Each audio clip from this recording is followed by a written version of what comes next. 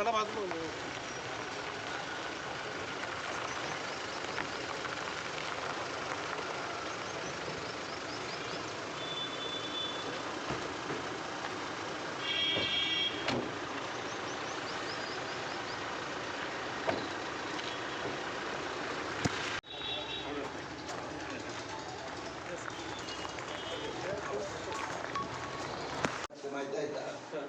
तहसीलदार SDO आहे आम्ही मग हे ते सगळं करून त्याला गुन्हा दाखल करायला ते गुन्हा दाखल करताना की ते असा आरोप देत होतात की त्याच्यामुळे आम्ही अडचणी देणार बारीक सारीक हे ते केलं असेल. आता जे अर्ज आले त्याचं 99% मुस्लिम बांधव एखाद जे असेल ना हिंदूंचा असेल ना आणि मजबूत असेल त्याच्या विरोधात आरोप करतात आणि मग तपासात पिढ्या इथे गेलेल्या आहे. तहसीलला बाळी हानी पण केली थातूर मातूर 2-4 नावं देऊन टाकलं आपली पिढ्या गेली आता म्हणून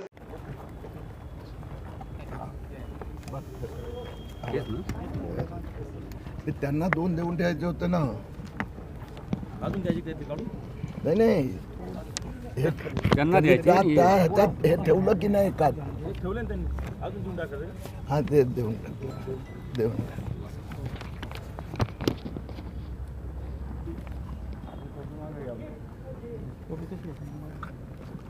काढू का नाही राहू द्या सर. तिसऱ्यांदा भेटेल आपली. आज मी पोलीस कार्यालयात 500 असे अर्जदार त्यांनी खोटी माहिती दिली, खोटे पुरावे दिले आणि त्या आधारावर जन्म प्रमाणपत्र मिळवलं त्याची यादी व पुरावे दिले आहेत.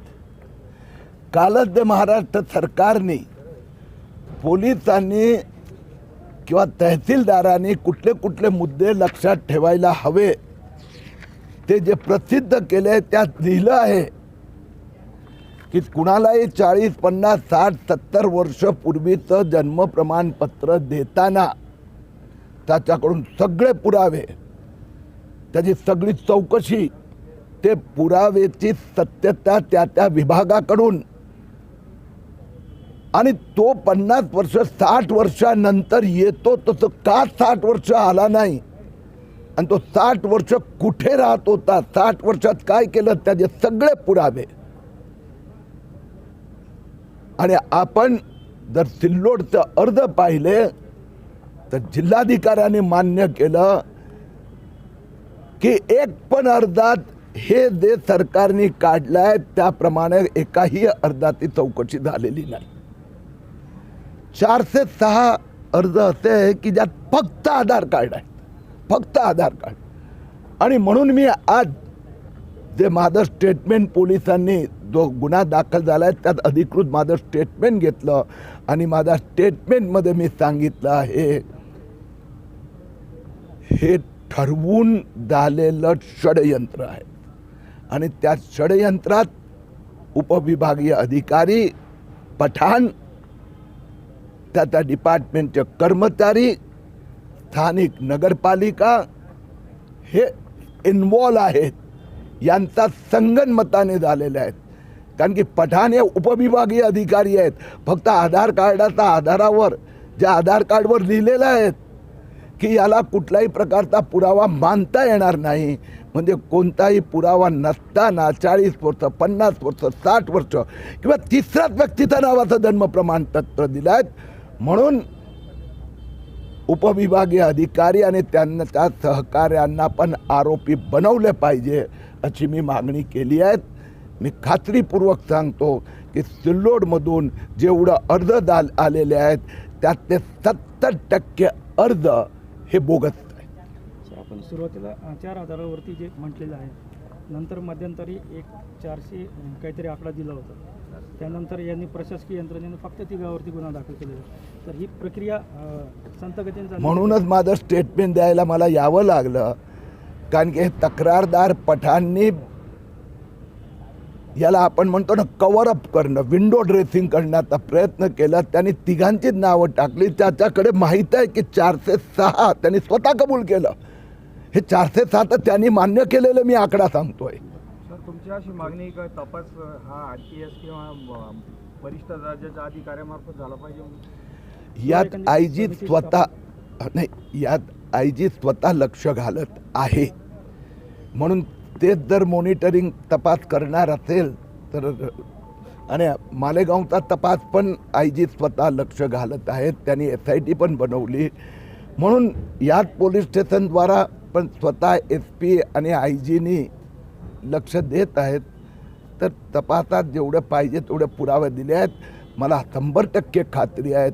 तुम्ही बघा, येत्या दिवसात किमान 400 ते 500 आरोपी होणार आणि सरकारी कर्मचारीवर पण, कारण की एक अर्जासाठी 1 लाख रुपये खर्च येतो. एक हँडलर असतो जो आणतो त्याला इथे, कारण यातले अनेक जण इथले नाहीच आहेत, पत्तेही नाही इथले. एक हँडलर, त्यानंतर एक वकील, कारण की हे जे सगळे 4,500 अर्ज आहे ना, तर 2-4 वकिलांचं काम आहे. वकील, त्यानंतर एजंट असतो की जो लायजन करतो, त्यानंतर स्थानिक नगरपालिका, महापालिका, पंचायत, त्याच्याकडून एक सर्टिफिकेट घ्यावं लागतं. मग सिव्हिल हॉस्पिटलचं सर्टिफिकेट घ्यावं लागतं की माझं वय 52 आहे, 54 आहेत.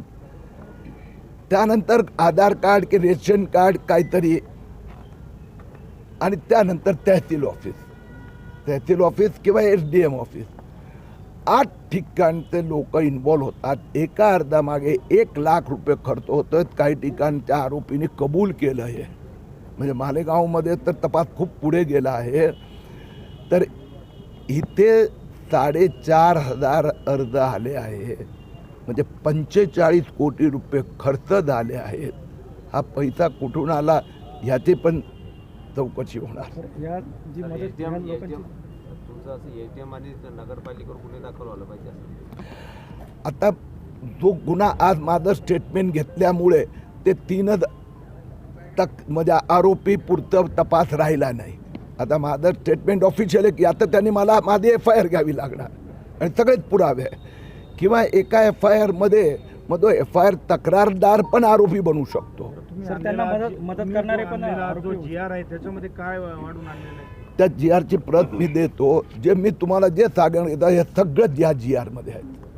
सर, सगळे पुरावे पाहिजे, चेक केले पाहिजे घरोघरी जाऊन. मग त्या संस्थाकडून सत्यता, संस्थामध्ये समजा रेशनिंग कार्ड, तर रेशनिंग ऑफिसरचं रबर स्टॅम्प पाहिजे की रेशन कार्ड तपासून घ्यायला. हे सगळं ज्यात दिलं आहे. त्या तदुपरांत हे लिहिलं आहे की आपण न्यायाधीश म्हणून हे काम करतोय, तर त्याची सत्यता तपासली पाहिजे. इथे तर न्यायाधीश स्वतःच इन्व्हॉल्व झाला, कारण त्याला माहीत आहे की कागदच नाही आहे काही. जी ही यंत्रणा जी ती पण सह आरोपी होऊ शकते का? ज्यांनी मदत केली त्यांना या कामी, म्हणजे 2 सर सगळे पुरावे पाहिजे, चेक केले पाहिजे घरोघरी जाऊन. मग त्या संस्थाकडून सत्यता, संस्थामध्ये समजा रेशनिंग कार्ड, तर रेशनिंग ऑफिसरचं रबर स्टॅम्प पाहिजे की रेशन कार्ड तपासून घ्यायला. हे सगळं ज्यात दिलं आहे. त्या तदुपरांत हे लिहिलं आहे की आपण न्यायाधीश म्हणून हे काम करतोय, तर त्याची सत्यता तपासली पाहिजे. इथे तर न्यायाधीश स्वतःच इन्व्हॉल्व झाला, कारण त्याला माहीत आहे की कागदच नाही आहे काही. जी ही यंत्रणा जी ती पण सह आरोपी होऊ शकते का? ज्यांनी मदत केली त्यांना या कामी, म्हणजे 2 गोष्टी आहेत की एक पोलीस प्रशासकीय ते ह्यात कुठे नव्हते, ते तपास व्यवस्थित करणार. दुसरी गोष्ट महसूल द्या. की फक्त महसूल नाही ना, म्हणजे मी तुम्हाला तर काही ठिकाणी मी शोधून काढलं की रेशन कार्ड ऑफिसरनी काय केलं, जुनं रेशन कार्ड शोधून काढलं कुणाचं तरी रद्द झालेलं, त्यात यांची नावं वाढवून दिली आणि त्याच्या आधारावर जन्म प्रमाणपत्र मिळवलं. तपासात ते बाहेर आलं, हे तर मेलेलं रेशन कार्ड आहे, मेलेलं म्हणजे बंद पडलेलं. तर ह्या जे असेल तिथे एका महापालिकेत असं आलं की जो महापालिकेचा अधिकारीच इन्व्हॉल्व होतो, सगळ्यांना स्टॅम्प मारून देत होता.